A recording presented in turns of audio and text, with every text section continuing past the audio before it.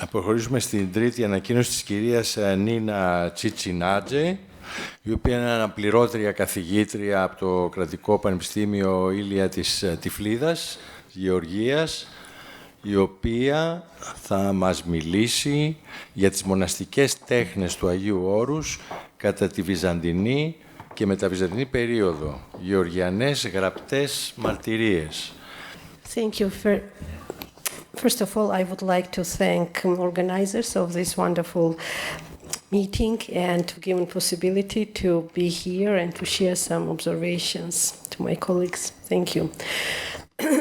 So the foundation of the Georgian monastery of Iviron, one of the most important and influential monastic foundations of Athos in the 10th century by prominent Georgian Ioanne Torniki, so Ioanne in Georgian, laid a foundation for manifold and long-lasting contacts between Mount Athos and Georgia. These contacts encompass many aspects of cultural, intellectual, and political life of Georgia.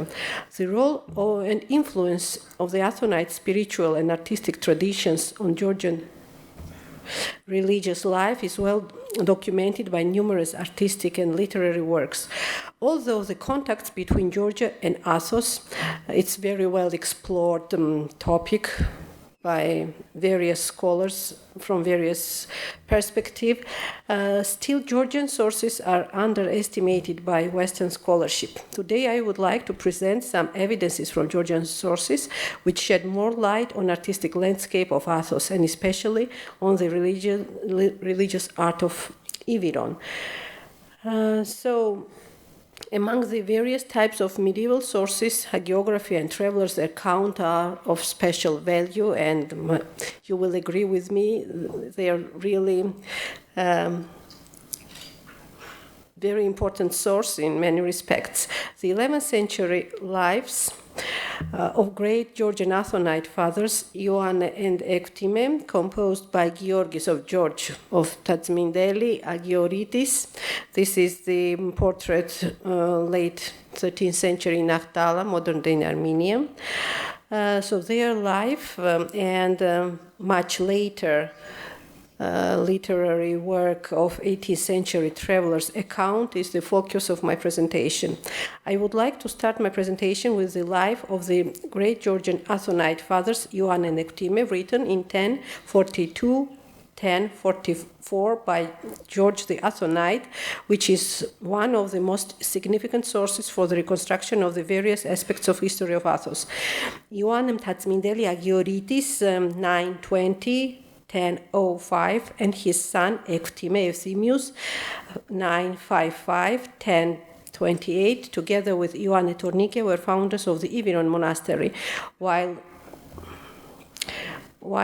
Georgium Tatsmindeli, George the Agioritис, 1009-1065, succeeded them as abbot of the monastery.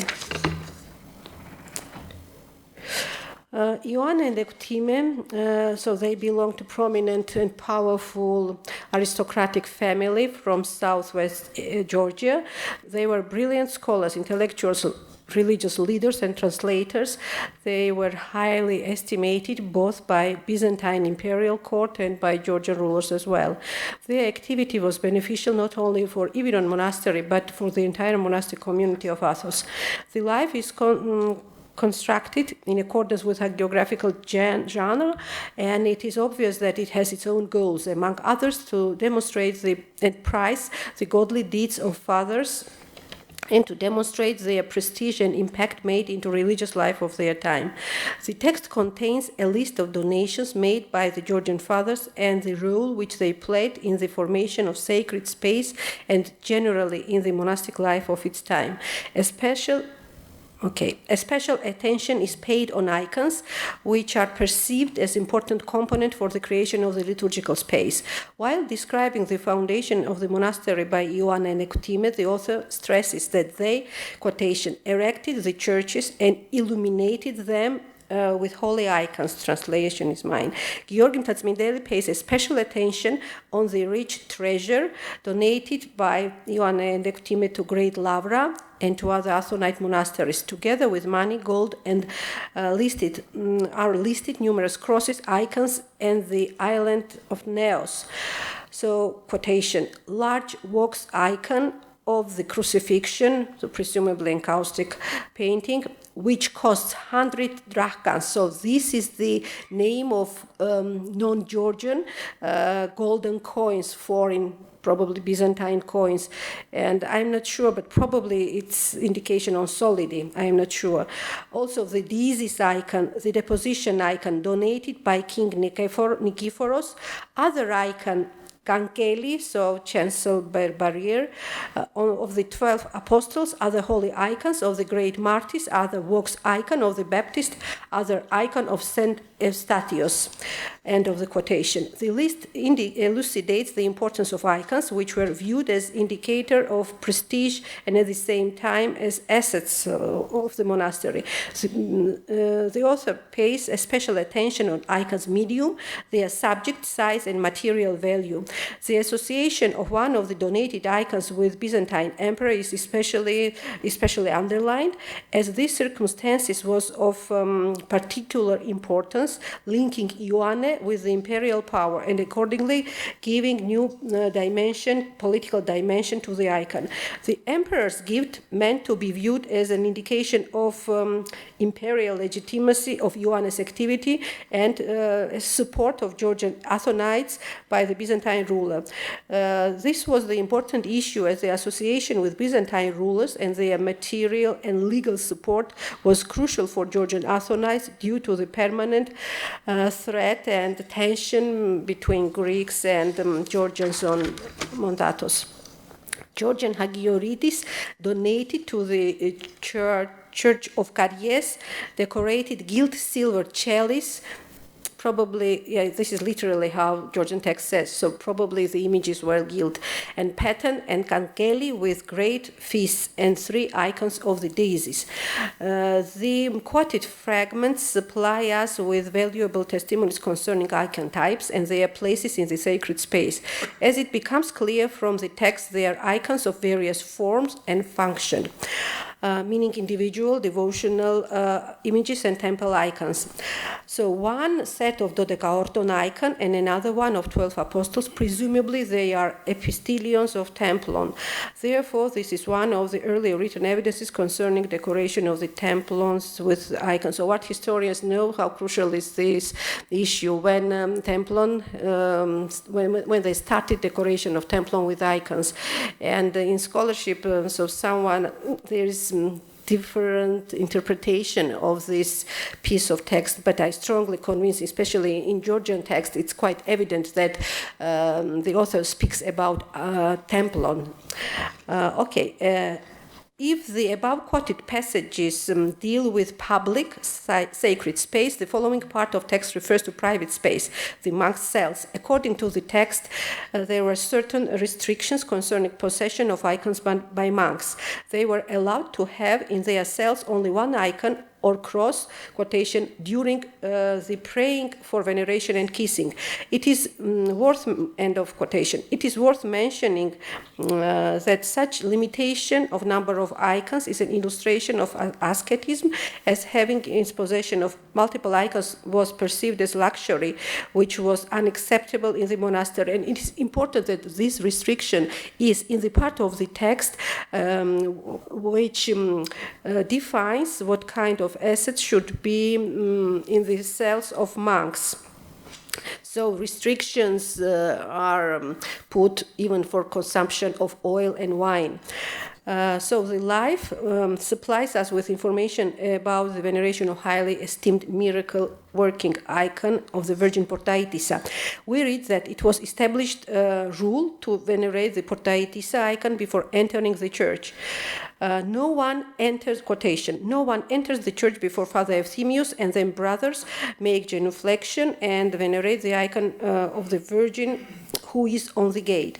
The text stresses the importance of icon veneration and their function as space markers. They designate different spaces in monastic realm. Icons are in the public religious spaces, meaning in church space, in Catholicon, in private cells of monks, and outside of church gate. So the life also provides an important information concerning the creation of icons.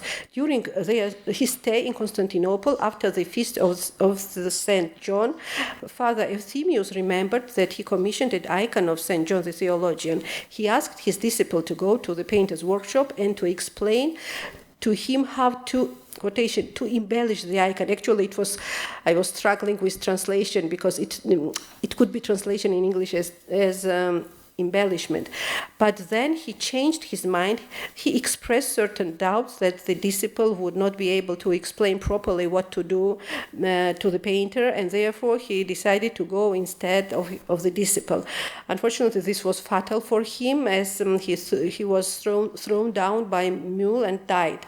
This episode demonstrates the religious dimension of icon and importance to appropriately create and treat them. Moreover, the episode demonstrates the concept that icon is icon was elaborated by the Holy Fathers and not by painter. Such practice accords with the attitude of Church towards the icons, as icons are established by Church or theologians, and so painters are only technically involved in their creation. The life of Georgi Mtatsmindeli Georgi Agioridis. Yes, let's go back. 1066, 1067 is written by Georgi Mtsire, George the Lesser. Is also a significant source for our investigation. Georgi was abbot of the monastery, prominent scholar, philosopher, and translator. So I skip the list of his translation, otherwise it will take longer time. What is important for me that Ectime and Ioanne, that George translated relics of Saints Ectime and Ioanne and other holy men. As text says, their tombs were lost in the roots of trees of bay leaf. And so he transferred the relics to the ossuary, martyrion, which he adorned with, multiple adornments with icon and crosses, horakandelon in Georgia, horai, chandeliers, and as the saints deserve. End of quotation. The life describes now lost icon of Georgian Athonite fathers, which was commissioned by Georgian hierarchs, blessed Peter and his brother Ioanne, Bishop of Chondidi, West Georgia. They were in Constantinople when Georgian Athonite died. When they heard the sad news, they decided to commission an icon of the Virgin and to send to Athos. Georgi Mtsire, George the Lesser, describes in details the composition of the icon. Quotation: on the both sides of the Virgin and are Holy Fathers. On her right side is Saint Ectime, while Father Georgi is on the other side, opposite left side. They stay before the Virgin in supplication, praying for us.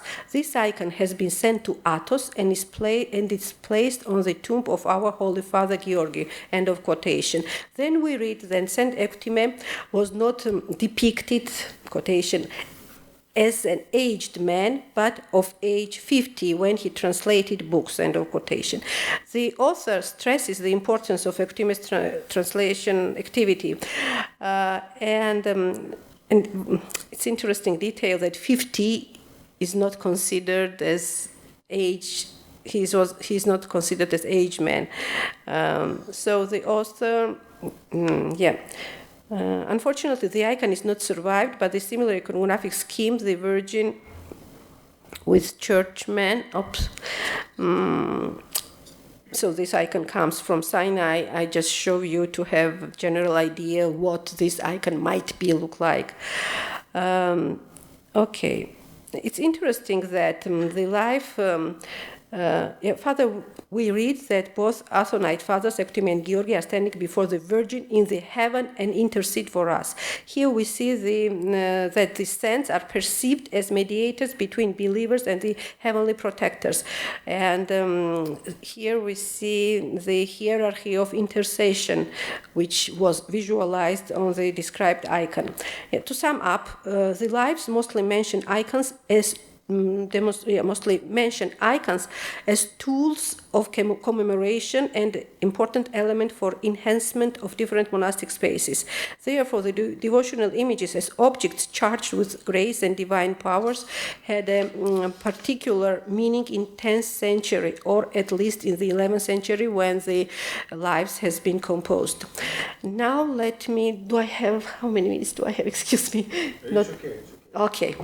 The following text belong to it's huge gap between these texts, but this is what we have. The following text belong to another genre, an epoch. This is an 18th century account of Timothy Gabashvili, who traveled to Holy Land, Constantinople, Cyprus, and Greece. He traveled 4 years, and so he was the Archbishop of Kartli, Kingdom of East Georgia. He was appointed as Archbishop in 1764. He was a widely educated man of his time. He was a scholar, diplomat, cartographer, painter. So the text is 26 chapters, is enriched by his own maps and drawings. The funds for his travel was provided by Georgian kings, and I skip the names and the dates. So on the one of the main focuses of his travel was Mount Athos. The Georgian Archbishop visited Athos twice during his travel, and he spent several months there. He was there from December 1755 until May 1756. Timothy visited and described almost all Athonite monasteries, Kathisma and Skiti. The description of the Christian shrines are not limited by simple recording of the edifices. The author tells us the story of Athonite monastic establishments, names dictators, and points out ethnic composition of monastic community. Special attention is paid on displayed relics and miracles performed by them. Monastic libraries and treasuries drive his attention as well. In most cases, his narration is enlivened by poetic descriptions of location, natural environment, and architecture of monastic buildings. So he notes his notes embracing different aspects of monastic foundation, which shed more light on the spiritual and everyday life on Mount Athos of his time. Structure of each description remains essentially the same. Timothy describes buildings, dedication of sanctuaries, names the feasts of churches, names the main feast of church service attended by him. He records church decoration and particular venerable icons and relics. The impressive, vivid description express his deep admiration by the Holy Mount. The text is characterized by eloquent language and poetic emotional style. It is not surprising that Timothy visits Georgian monastery Iviron first. The beauty of the church strikes, mostly I bring quotation from translation of John Wilkinson with minor corrections of mine. The beauty of the church strikes the visitor so much that he quotation almost forgot Neamoni of Chios, which he visited before. He is admired by the splendor. Yes, this is his sketch design of Iviron. And he admires by splendor of the Catholicon and its furnishing, chancel barrier, ciborium, lamps, and so on. What jeweler would have been able to arrange emeralds like the arrangement of jasper and jaspis, colors in the floor of the church? Then it's interesting that the pattern, geometrical pattern, is perceived by him in very interesting manner. So the floor shows the ceremonial of vigil-like map, indicating the moves of chess players, where to put the bread for blessing, and the candlesticks, where the priest and deacons stay, and where the priests utter the isotheos. The walls are made of pure marble and pure faience tiles, and the chancel barrier of splendid gilded flowers and other ornaments. Okay, you see the text. Timothy describes other buildings of Iviron, a church built by Eptime with 4 green columns, and a small domed church of Portaitissa. He also mentions painted images of those who contributed to renovation and embellishment of monastic buildings, mostly 17th century Georgian noblemen and bishops, amongst them Ashotan of Muhrani Batoni, and his son Iese. So they built a small church of Portaitissa, and Catholicos Nicholas. Timothy's attention was attracted by decoration of fiali by blessing water, for blessing of water, seen during the celebration of Epiphany. A gilded quotation. A gilded silver bird was placed above the fountain, and water streamed out of his beak and wings. The icon of Portaitissa was brought out accompanied by great numbers of lamps and banners. So this is Epiphany, description of the Feast of Epiphany. Timothy describes the history of Portaitissa. So of course I skip the history. You know, all of you well this history. Timothy also left an account about decoration of the Church of Iviron during the celebration of Palm Sunday. He is overwhelmed by beauty of the church and exclaims, "How can I describe the decoration of the church? The glorious." Okay, and this is the piece. I skip it just to save time. In the text, special attention is paid on Lavra. The author describes it in the same emotional, poetic manner. He is excited by awesome church with walls made from tiles, the dome inlaid with mosaics, colorful marble floor. Timothy mentions also lighting devices. He is especially impressed by lighting devices every time. Chandeliers, candlesticks made from various materials, silver, glass, cast iron. He gives us an impressive picture of church space lit by sunlight coming through the windows and multitude of candles. According to Timothy, the illuminated interior of church rivaled the glowing colors of Eden. Timothy is charmed by Vatopedi and dedicates fascinated words to the buildings and religious objects. There he saw an icon of the Savior and All Holy, an inside portal on the wall. They performed, which performed a miracle. Virgin torn off deacon's hand, who was full of wrath, and struck the face of the virgin with knife. As a proof of his miracle, the withered hand was still there. The brightly illuminated main church and chapels are full of costly, colorful textile furnishing and lighting devices. The author uses well-known metaphor and compares the church full of beauty with the marriage of beautifully prepared bride to the bridegroom. In Hilandari, Timothy is impressed by marveled at the masonry, colored marble laid in pattern of real flowers. He tells a story of the miracle-working icon of the Virgin, which reattached severed hand of John Damascenus. You have already 25 minutes. Oh my goodness. Okay, I skip. And just to summarize, so Timothy rather standardized description of monastic churches and other buildings are limited by listing of materials used for the floors, revetments of walls, and liturgical implements. A special attention is paid on lighting devices made from a variety of materials. The author gives us an impressive picture of splendor of churches. For him, the multicolored marbles, glittering metal, glass, chandeliers, and lamps, gilt details of chancel barrier, a manifestation of divine grace. And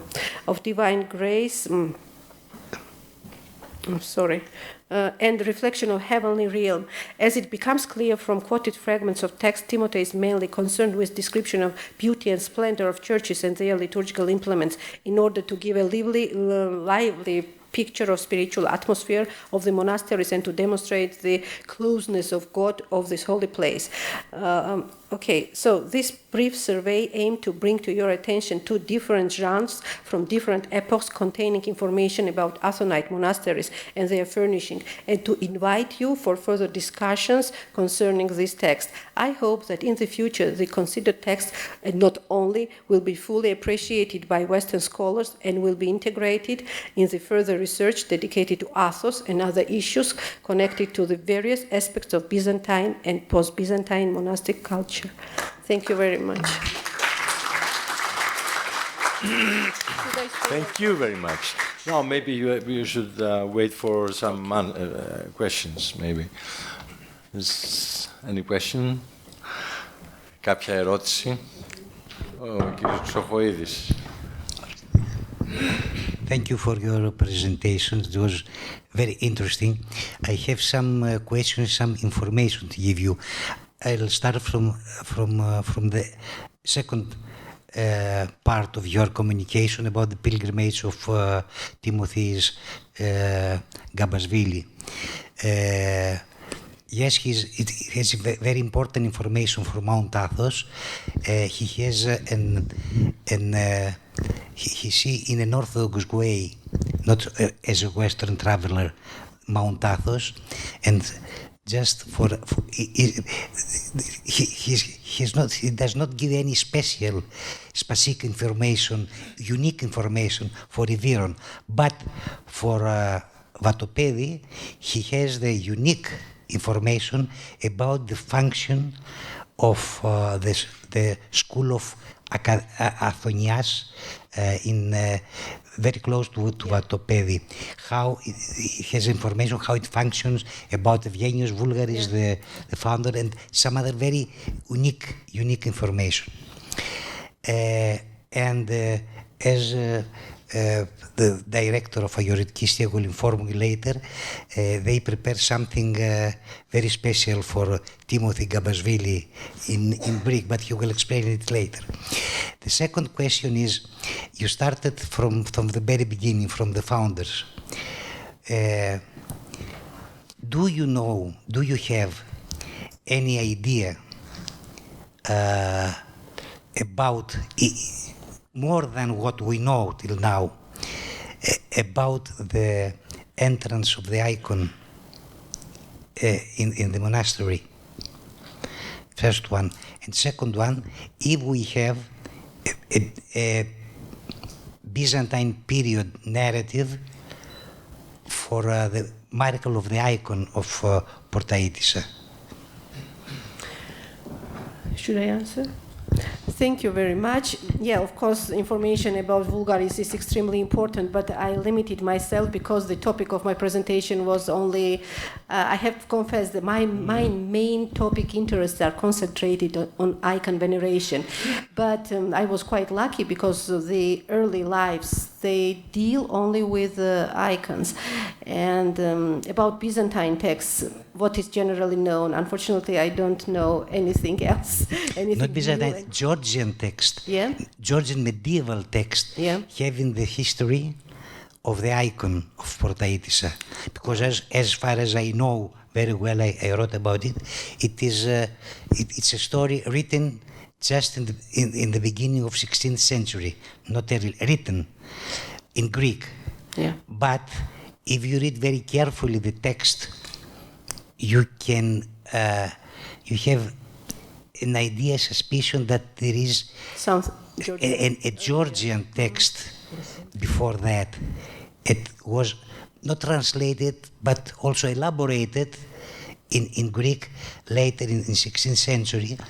And you have no idea about that. No, unfortunately not. And you know what? For me, what is question mark? Let's say, as far as Portaitissa is so important, I'd like to see more. It's not as stressed in the lives of Agioritis as should be. It's my opinion. It's strange. Yeah, they mention, but only once, how they venerate the Portaitissa before entering of church. That's it. But it should be stressed more, and I don't know why. And, you know, it's interesting. So there are several, as far as I remember, the earliest version is dated by the end of 11th century. And for me, it was extremely interesting, the reference on temple on icons and decoration of Kangeli. But again, maybe it's later interpolation. I don't know, honestly. I'm art historian, and all these sources is not my strongest thank you very side, let's say. But it's a pity that my colleague is not here. She could not come, and she would have answers on your question. I'm ready to answer any Any question concerning purely arts? Yes, and now the discussion about art, I would make an additional question.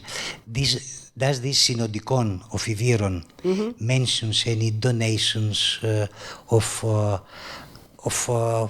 art subjects in not in Iviron monastery? Generally, yes, there are some. That means that it is a written source. Yes, there are some mentioning of in Synodicon. Yeah, not in Acts of Iviron, in Synodicon. In Synodicon, yes. Yeah, there are some. Okay, thank you. Thank you. Very much. Oh. Yes. Lady there. We have another session. Yes, very interesting. Oh, just a minute. May I add one moment? And it's rather strange that we don't have the. It's not. Of course, there are